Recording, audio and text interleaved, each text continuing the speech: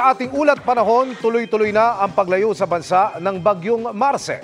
Nasa labas na yan ng Philippine Area of Responsibility at huling namataan sa layong 290 kilometers.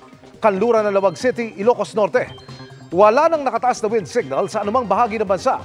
Kumikilos ito pa west, southwest at posibleng sunod na tumbukin ng Vietnam. Ngayong weekend, may tsansa pa rin ng ulan sa ilang bahagi ng bansa pero hindi na malawakan o tuloy-tuloy.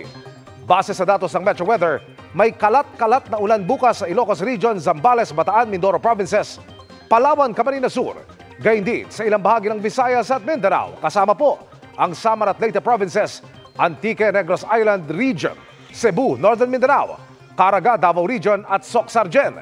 Pagsapit ng linggo, may mga pag-ulan din lalo sa eastern portion ng Luzon at Visayas at Mimaropa. Posible rin yan sa ilang bahagi ng Mindanao.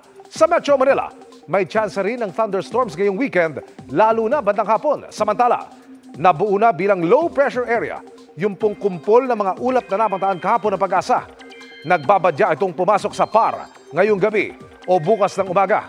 Sabi ng Pag-asa, mataas ang chance nitong maging bagyo at kung sakali, tatawaging bagyong Nika. Bukod yan, may iba pang posibleng mamuong sama ng panahon kaya patuloy na mag-monitor ng updates.